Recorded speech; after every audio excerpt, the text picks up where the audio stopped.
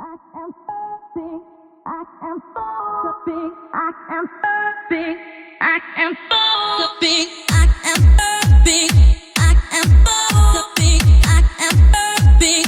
I am so big. This is Kiba Snowpaw, and I want to talk about Crysis, the first Crysis, the old one, the one from 2007, the one that became more than a game, the one that became a question, the one that became a curse whispered through PC gaming history. Can it run Crysis? Most people know Crysis, even if they never played it. Maybe they do not know the story. Maybe they do not remember the island, the nanosuit, Nomad, Prophet, Psycho, the North Korean soldiers, the alien ship, the frozen jungle, or the zero-gravity nightmare inside the mountain. But they know that phrase. Can it run Crysis? That phrase became a meme, but it also became a warning. It was not just a joke about graphics cards. It was a horror story for PC gamers. It was the sound of someone spending money on new hardware, installing the game, turning the settings up, and watching their expensive computer crawl like a wounded animal. Crysis was not just a shooter. It was a machine built to humble machines. And that is why reviewing it is difficult. Because if I look at Crysis with emotional eyes, I understand why people worship it. The jungle was beautiful. The lighting was insane for 2007. The water, the vegetation, the destructible trees, the weapon customization, the nanosuit powers, the open levels, the sense that you could approach a fight in many different ways. All of that was real. Crysis did things that made other games look old overnight. But if I look at Crysis with factual eyes, cold eyes, the kind of eyes that do not get blinded by nostalgia, then I have to say this. Crysis is not as good as the legend says.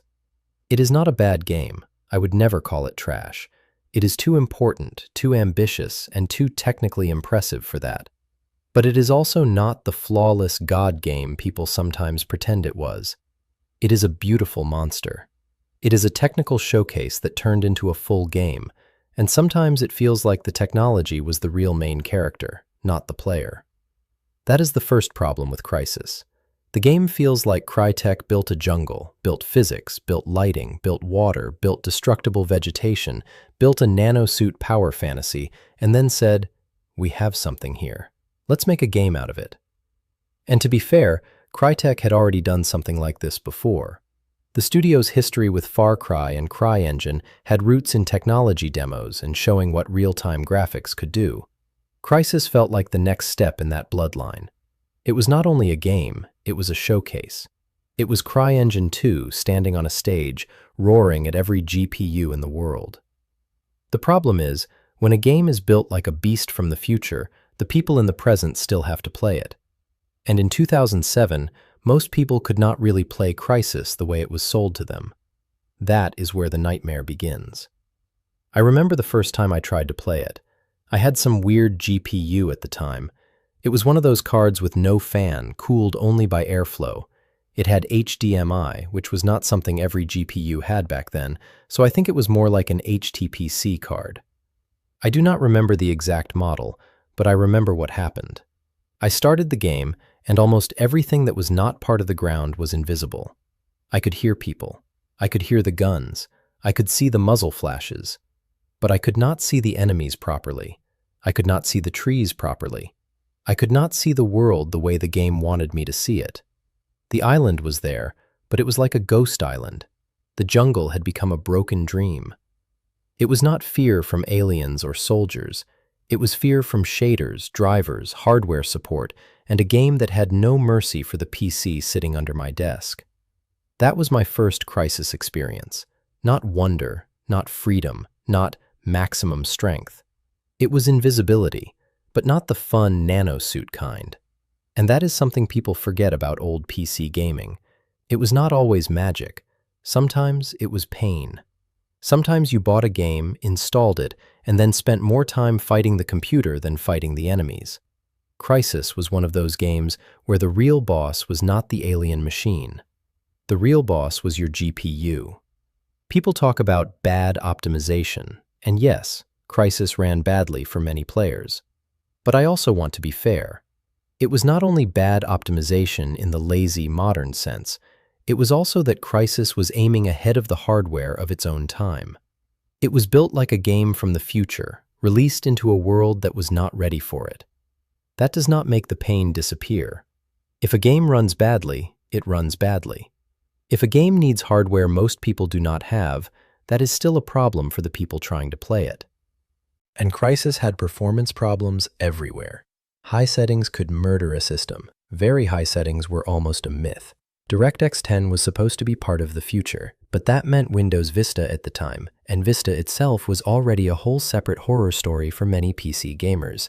You could spend hours moving sliders, changing shadows, lowering shaders, changing post-processing, reducing object detail, and trying to find the one magical combination that made the game playable without making it look like a corpse of itself. That was the cursed bargain of Crysis. The lower you turned it, the more the dream died.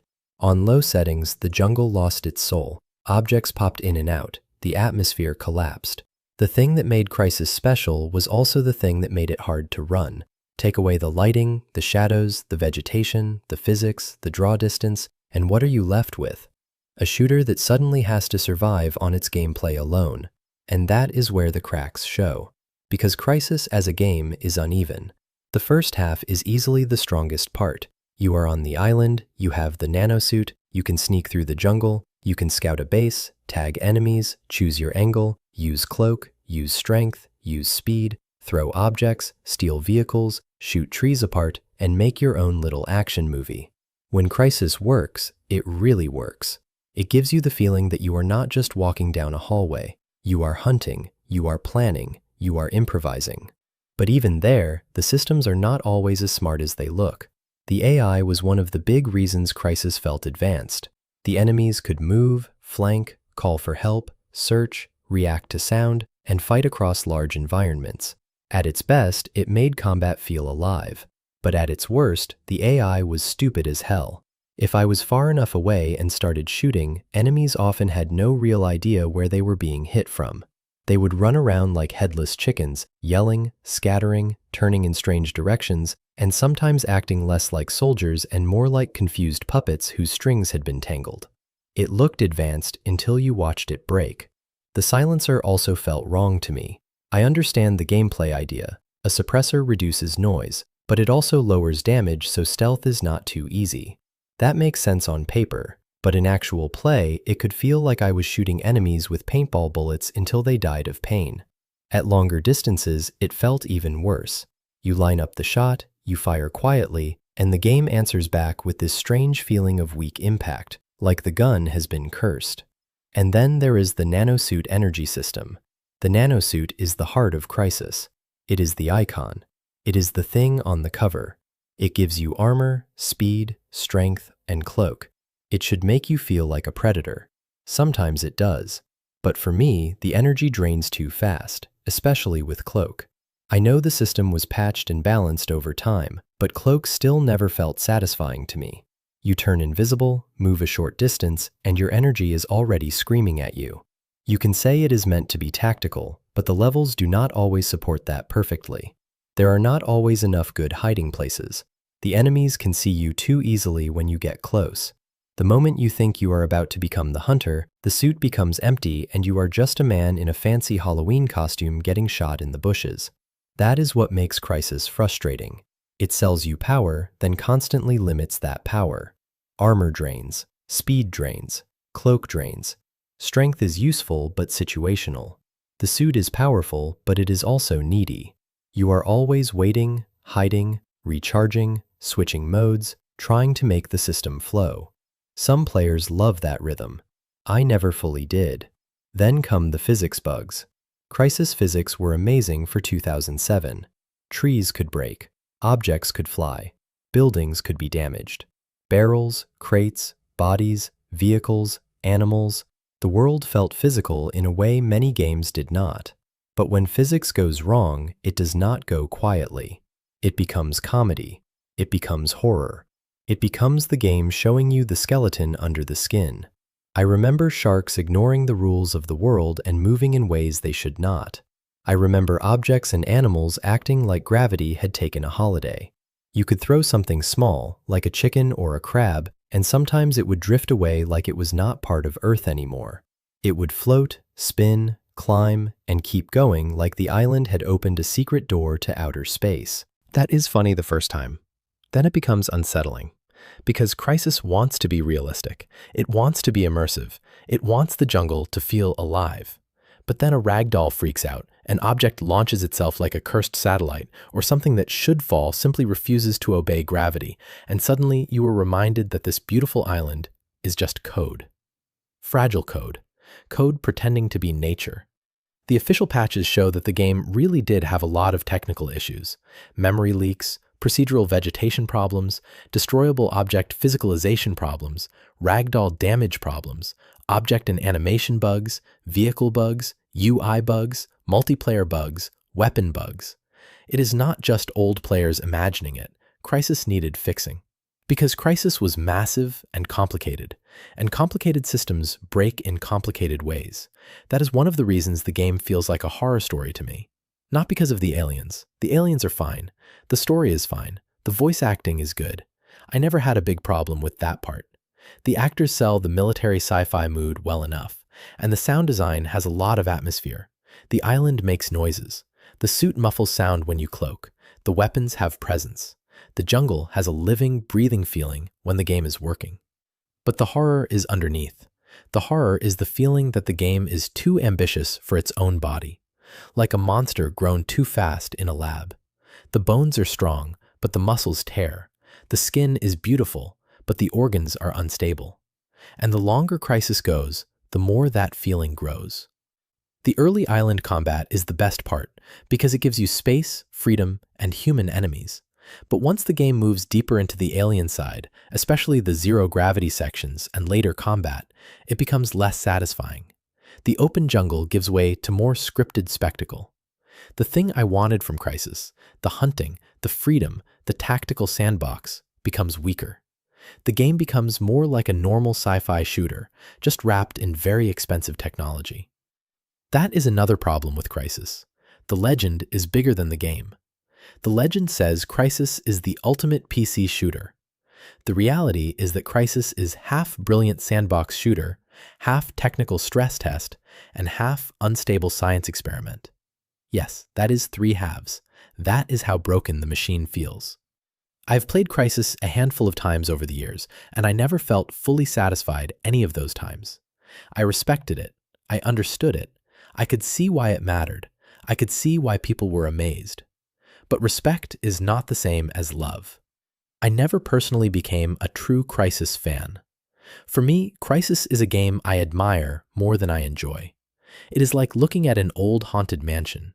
You can see the craftsmanship, you can see the beauty, you can see the money, the ambition, the history. But when you walk inside, the floorboards creak, the lights flicker, something moves in the walls. And after a while, you stop admiring the architecture and start wondering if the house wants you dead. That is Crysis, a beautiful haunted house built out of shaders, physics, and broken frame rates. And today, playing the old version can still be its own nightmare. Modern systems are stronger, but old PC games do not always age cleanly. You can run into DRM problems, missing files, 64-bit issues, widescreen problems, driver problems, full screen problems, Linux and Wine issues, X11 problems, game scope workarounds, and old disk versions that remind you how fragile PC preservation can be. Sometimes getting the game running is still part of the review. That matters because a game is not only what it was on release day. A game is also what it becomes over time. Can people still play it? Can they still install it? Does it still work without begging some dead activation server? Does it still respect the person who paid for it? Crysis is an important game for preservation because it sits in that strange middle place between the old physical PC era and the modern digital/DRM era. It is old enough to feel like classic PC gaming, but modern enough to carry some of the problems that would become normal later. And that makes it even more interesting. Crysis is not just about whether your PC can run it. It is about whether the game itself can survive its own legend. Because can it run Crysis is not just a hardware question anymore. It is a question about time. Can modern PCs run Crysis? Yes, mostly. Can modern players understand what Crysis meant in 2007? Maybe. Can Crysis still stand as a great game when you strip away the meme, the graphics, and the nostalgia? For me, only partly. The good parts are still good. The jungle is still atmospheric. The nanosuit is still a strong idea. The freedom of approach is still better than many linear shooters. The physics can still create funny and memorable moments. The sound and voice acting still hold up better than I expected. The graphics, even now, still have moments where you stop and think, this was 2007? But the bad parts are also still there. The performance history is ugly. The AI can look smart one minute and brain dead the next. The cloak drains too fast to feel fun for my style. The suppressor can make weapons feel weak. The physics can go insane. The campaign loses strength when it moves away from the human sandbox combat. The technical issues are part of the identity. The game is more impressive than satisfying. That is my honest review. Crysis is not a bad game. Crysis is not a perfect game. Crysis is a monument. A broken monument, maybe, but still a monument. It stands there in PC gaming history like a frozen alien tower in the middle of the jungle. People gather around it. They tell stories. They laugh about the frame rate. They remember the upgrades. They remember the first time they saw the water, the trees, the explosions, the nanosuit, the mountain opening, the world freezing. But monuments are not always comfortable. Sometimes they are warnings. Crysis warned us what happens when technology outruns design. It warned us what happens when graphics become the main selling point. It warned us that ambition can create beauty and pain at the same time. And it warned every PC gamer that sometimes the most terrifying words in gaming are not spoken by a monster. They are spoken by another gamer, smiling in the dark, asking, "Can it run Crysis?" My final verdict is this. Crysis is worth playing if you care about gaming history, PC technology, CryEngine, old-school sandbox shooters, and the strange time when PC games were allowed to be insane hardware monsters. But if you ask me if I personally love it, no. I respect Crysis more than I enjoy Crysis. It is a game I can look at and say, this mattered. But it is also a game I can walk away from and say, I am glad not every game became this.